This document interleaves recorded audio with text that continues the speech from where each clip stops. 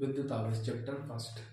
विद्युत आवेश जब कांच की छड़ को रेशम के कपड़े से रगड़ते हैं तो छड़ एक प्रकार का आवेश अर्जित करती है तथा रेशम दूसरे प्रकार का आवेश अर्जित करता है। ये उन सभी वस्तुओं के युगल के लिए सत्य है जो विद्युत नम में आवेशित होने के लिए परस्पर रगड़े जाते हैं।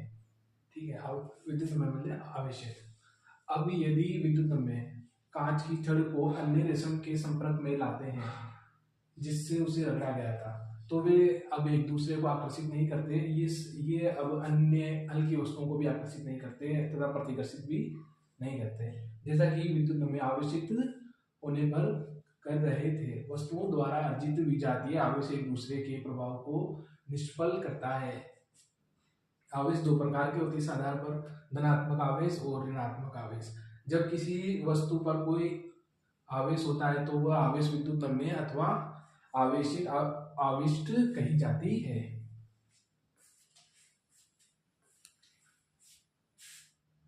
सभी पदार्थ परमाणु अथवा अणुओं से बने होते हैं। यद्यपि वस्तुएं सामान्यतः विद्युत उदासीन होते हैं, उनमें आवेश तो होते हैं परंतु वे ठीक ठीक संतुलित होते हैं।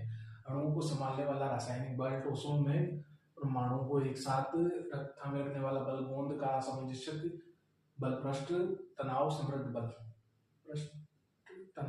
बल, इन सभी बलों की मूल प्रवृत्ति विद्युत है और ये आवेशित कणों के बीच लगने वाले विद्युत बलों से उत्पन्न होते हैं। इस प्रकार विद्युत चुंबकीय बल सर्वव्यापी है। ठोसों में कुछ इलेक्ट्रॉन परमाणुओं में कम कसकर आबद्ध होने के कारण वे आवेश होते हैं जो एक वस्तु से दूसरी वस्तु में चले जाते हैं, रगड़ने पर एक दूसरी वस्तु पे चले जाते हैं। इस प्रकार कोई वस्तु अपने कुछ इलेक्ट्रॉन खोकर धनावेशित होती है और जो वस्तु इलेक्ट्रॉन ग्रहण करती है वो ऋणावेशित हो जाती है।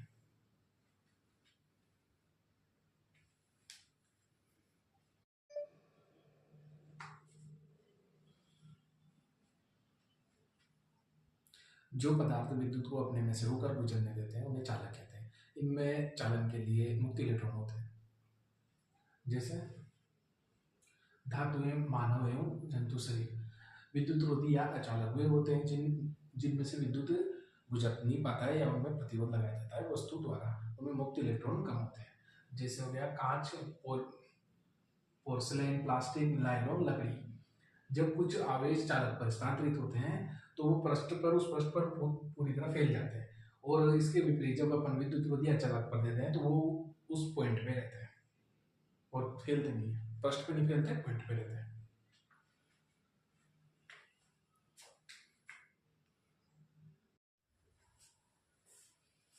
विद्युत आवेश के मूल गुण, यदि आवेशित वस्तुओं का साइज उनके बीच की दूरी की तुलना में बहुत कम होता है तो हम उन्हें विद्युत आवेश मानते हैं।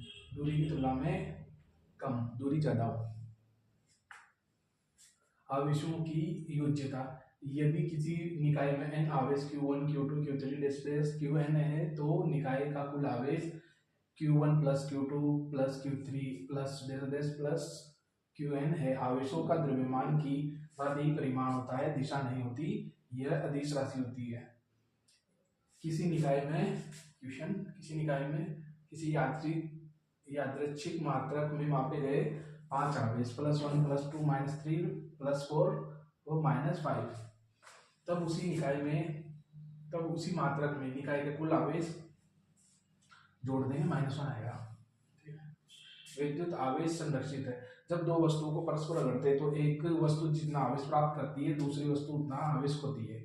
बहुत सी आवेशित वस्तुओं के किसी वियुक्त निकाय के भीतर वस्तुओं में अन्योन्य क्रिया के कारण आवेश पुनः वितरित हो सकते हैं, परंतु यह पाया गया है कि वियुक्त निकाय का कुल आवेश सदैव संचित रहता है। यद्यपि प्रक्रिया में आवेश वाही का उत्पन्न अथवा नष्ट किए जा सकते हैं परंतु विद्युत निकाय के नेट आवेश को उत्पन्न करना अथवा नष्ट करना संभव नहीं है।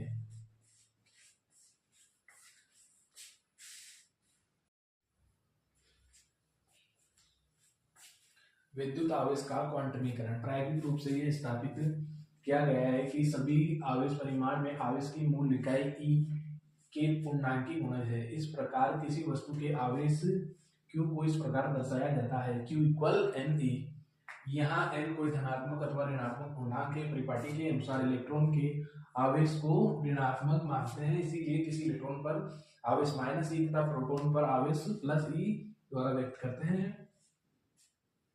विद्युत आवेश सदैव e का पूर्णांकी गुणज होता है। इस तथ्य को आवेश का क्वांटमीकरण कहते हैं। भौतिकी में ऐसी बहुत सी अवस्थितियां हैं जहां कुछ भौतिक राशियां क्वांटमीकृत है। मात्रकों की अंतरराष्ट्रीय प्रणाली इकाई में आवेश का मात्रक कूलाम है, जिसका प्रतीक C है। एक कूलाम वह आवेश है जो किसी तार में 1 एम्पीयर धारा 1 सेकंड तक प्रवाहित करता है। इस प्रणाली में आवेश की मूल इकाई E इक्वल 1.60219 गुणा 10⁻⁻⁹ कूलाम। इसी प्रकार -1 कूलाम आवेश में लगभग 6 गुणा 10⁻18 इलेक्ट्रॉन होते हैं। एक माइक्रो कूलाम में 10⁻⁻6 कूलाम तथा 1 माइक्रो कूलाम मिली माइक्रो में कितने होते हैं? 10⁻³ कूलाम होता है। यदि केवल इलेक्ट्रॉन तथा प्रोटॉन ही विश्व में आवेश के मूल मात्रक है तो सभी प्रेक्षित आवेशों को E का पूर्णांक गुणज होना चाहिए। इस प्रकार यदि किसी वस्तु में N1 इलेक्ट्रॉन तथा N2 प्रोटॉन है तो उस वस्तु में कुल आवेश N2 गुणा E उस पर लिखा जाएगा प्लस N1 गुणा माइनस इलेक्ट्रॉन से करते हैं गुणा -e, इनको कॉमन ले लेंगे N1 - N2, E कॉमन आ गया। चूंकि N1 तथा N2 पूर्णांक है, इसका अंतर भी एक पूर्णांक है, अतः किसी वस्तु पर आवेश सदैव E का पूर्णांक गुणज होता है, जिसे E के चरणों में घटाया अथवा बढ़ाया जा सकता है। परिमाण में 1 माइक्रो कूलाम आवेश में 10⁻13 इलेक्ट्रॉन होते हैं।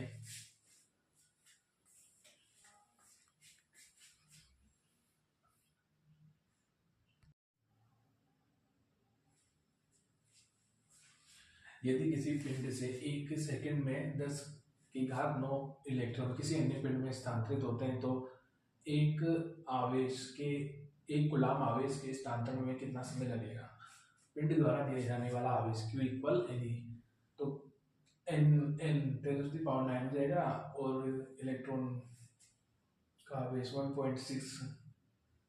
तब एक कूलाम आवेश के संचित होने के समय का आकलन, 1 कूलाम में अपन इसका इलेक्ट्रॉन का भाग दे देंगे आवेश का, तो आ जाएगा अपने पास 6.25 गुणा 10⁻9 अपॉन सेकेंड वर्ष में निकाल लेंगे अपन, तो ये 60 सेकेंड 60 मिनट 24 घंटे और 365 दिन, तो लगभग 200 वर्ष आ जाएंगे अपने पास।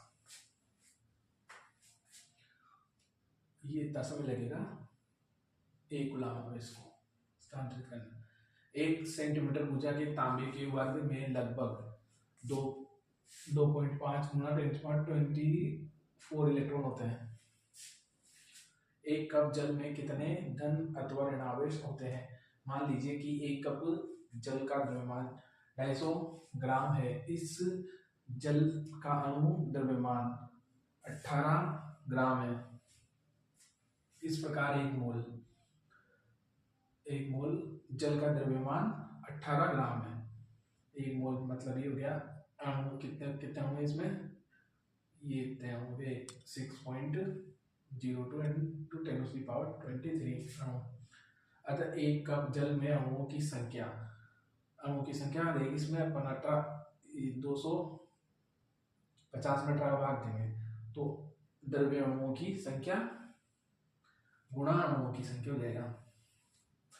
जल के प्रत्येक अणु में 2 हाइड्रोजन परमाणु तथा 1 ऑक्सीजन परमाणु होता है, अर्थात 10 इलेक्ट्रॉन तथा 10 प्रोटॉन होते हैं। अतः कुल धन अथवा ऋण आवेश परिमाण में समान होते हैं। आवेश का ये परिमाण ये इसमें 10 की गुणा कर देंगे क्योंकि 10 बराबर हो गए और ये इलेक्ट्रॉन आ जाएगा 1.34 × 10⁻7 कूलाम।